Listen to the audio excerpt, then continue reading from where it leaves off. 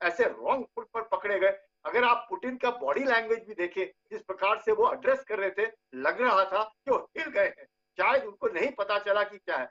अभी भी अगर आप देखें, कुछ भी कहे, जब बोरिस येल्त्सिन ने जिस प्रकार से कमांड पुतिन को दी थी आज से 22 साल पहले, उस वक्त भी पुतिन को इसी मकसद से कमांड दी गई थी कि पुतिन ही इस राष्ट्र को एकत्रित रख सकता है। और पुतिन भी बार बार देशवासियों को यही कह रहे थे कि रूस की अस्तित्व के ऊपर मैं कहूंगा कि आंच आ रही है और उस अस्तित्व को बनाए रखना चाहिए, और ये जो गद्दार हैं इनके बरखिलाफ हम कार्रवाई करेंगे।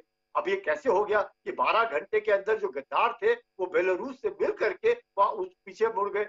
1000 किलोमीटर की दूरी पर से तकरीबन 150 किलोमीटर तक मॉस्को आए, एक जवान नहीं मारा गया, एक गोली नहीं चली, आराम से ये काफिला लेकर के आ रहे हैं। अगर आप काफिला भी देखें तो काफिला बिल्कुल मिलिट्री के जैसे काफिला है, उनके ट्रक्स हो, वर्दियां हो, हथियार हो, जो कुछ बख्तरबंद गाड़ियां हो, उसी ट्रैफिक से लगातार, और लोग कहीं बीच में मिल करके हाथ भी मिला रहे हैं।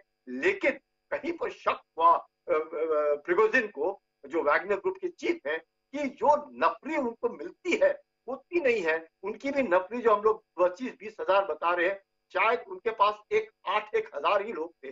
जिस प्रकार से उनको लग रहा था कि पूरे देशवासी जिस प्रकार से हाथ मिला रहे शायद उनके साथ है, उनके साथ नहीं थे। और ये बेलारूस के जो राष्ट्रपति है, उन्होंने साफ बता दिया कि अब रूसियों के बीच में झगड़ा होगा, यूक्रेनियन बाद में रूसियों के बीच में झगड़ा होगा, और ये कारण से रूस को जबरदस्त आंच आएगी। इससे अच्छा है कि, लेकिन आपको जानकर के आश्चर्य होगा कि पिछले 24 घंटे से प्रिगोजिन कहाँ है उसके बारे में नहीं पता चल रहा है।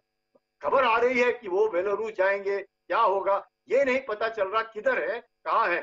बताया जाता है कि उनके परिवार को सेंट पीटर्सबर्ग में एक ऐसे जबरदस्त एक तरीके से मैं कहूंगा कि उनके ऊपर खतरा था, जिसके कारण से प्रिगोजिन जो है अपने तकरीबन सरेंडर करके पीछे मुड़ करके 4 घंटे पहले मॉस्को से वापस चले गए।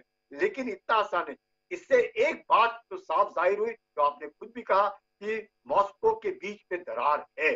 जो लोग सोचते थे कि पुतिन बहुत जबरदस्त एक सेंट्रलाइज पावर है, वो सेंट्रलाइज पावर नहीं है, यानी कि वहां पे कुछ ना कुछ दाल में काला है। और यही नहीं, क्योंकि रूस के काफी सैनिक मारे जा रहे हैं। और ये जो लॉबीज की बात करें, लेकिन आज सवेरे पता चला कि रूस के जो रक्षा मंत्री हैं वो फ्रंट लाइन पर गए हैं, और वो फ्रंट लाइन पर दिखाने के लिए गए हैं कि उनका जो दबदबा है, उनके जो पकड़ है उनकी फौज के ऊपर, उसमें कोई खामी नहीं आई है। और जो पुतिन है उनका विश्वास उनके रक्षा मंत्री के ऊपर है, इसमें भी कोई शक नहीं है। लेकिन 6000 जो न्यूक्लियर है जिसके ऊपर पुतिन का हाथ है, उसका पूरे विश्व को डर था कि कहीं ये इस तरह के एक जो क्रिमिनल कहते हैं प्रिगोजिन, या वैगनर चीफ हो, कोई भी हो, चाहे पुतिन का, उसके हाथ अगर पड़ गया तो काफी आफत आएगी।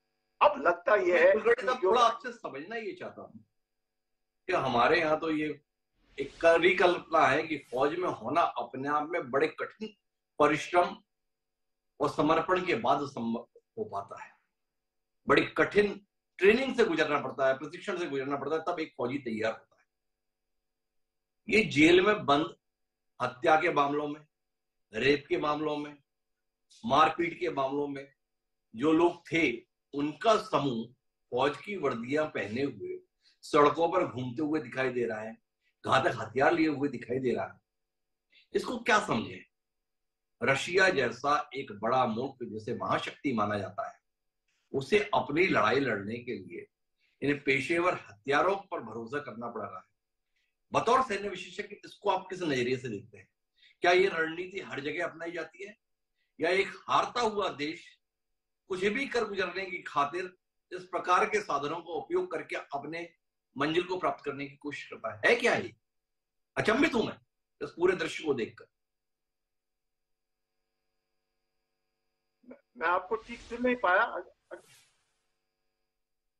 मैं कुलकर्णी साहब आपसे ये समझना चाहता हूं कि हमारे यहाँ तो जो फौज में किसी व्यक्ति को शामिल होना होता है तो वो बड़े कठिन प्रशिक्षण से गुजरता है, एक लंबी ट्रेनिंग होती है, और उस ट्रेनिंग में उत्तीर्ण होने के बाद में ये माना जाता है कि वो सैनिक बनने के काबिल हुआ और उसे सैनिक के तौर पर आप शामिल करते हैं। पर जो जेल में बंद है